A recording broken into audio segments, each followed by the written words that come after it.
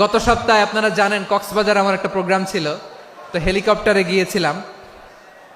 ফেনী জেলা যখন পার হচ্ছি আমি দেখলাম 3টা উইন্ড মিল চিনেন তো, বিশাল পিলার, 3টা 4টা পাখা থাকে, বায়ু বিদ্যুৎ কেন্দ্র, বাংলাদেশের প্রথম বায়ু বিদ্যুৎ কেন্দ্র এটা, মুহুরী প্রজেক্ট বলে এটার সম্ভবত, মুহুরী প্রজেক্ট। তো সাগরের বাতাসের ঝাপটায় এটা ঘুরে এনার্জি হয়, ইলেকট্রিসিটি উৎপাদন হয়। তো আমি পাইলটকে বললাম, ভাই এগুলো থেকে কেমন ইলেকট্রিসিটি উৎপাদন হয়? কয় হুজুর একটুও হয় না, কিছুই হয় না।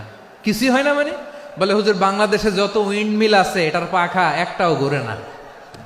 আল্লাহ, বলেন কি? তাহলে এই যে কোটি কোটি টাকা ব্যয় করে যে উইন্ড মিল, কয় হুজুর ভিতরে ফিটফাট, উপরে ফিটফাট, ভিতরে সদরঘাট।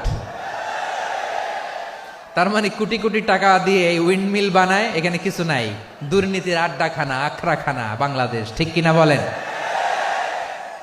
হায় রে, জাপানিজরাও মানুষ, আমরাও মানুষ। আমার এক নিকটাত্মীয় সরকারি চাকরিজীবী, উনি আমাকে বললেন, বাংলাদেশের আরেকটা উদাহরণ দেখি। উনি আমাকে বললেন যে প্রতি বছর আমাদের অফিসের ফার্নিচার চেঞ্জ করে। আমি বললাম প্রতি বছর ফার্নিচার চেঞ্জ করে কেন?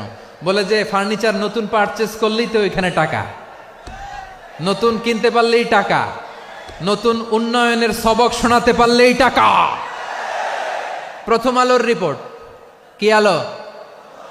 প্রথম আলোর রিপোর্ট, গত 15 বছরে উন্নয়নের নামে লুটপাট হয়েছে প্রায় 3.25 লাখ কোটি টাকা। কার রিপোর্ট?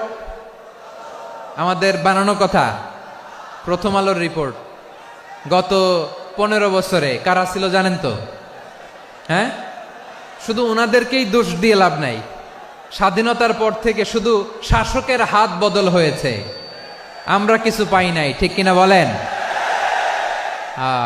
শুধু ওনাদের দোষ দিয়ে কি লাভ? একদল খাইছে, আরেক দল খাওয়ার জন্য রেডি হয়ে আছে। আমরা এরকম চাই না। আমরা চাই স্বাধীন সার্বভৌম বাংলাদেশ, আমরা চাই দুর্নীতিমুক্ত বাংলাদেশ। আমি নিউজটা যে কতবার পড়লাম, এটা কি সম্ভব? 3.25 লাখ কোটি টাকা লুটপাট, মানে লুটপাট করতে করতে এদেশের জনগণকে ফুটপাতে বসায় দিচ্ছে।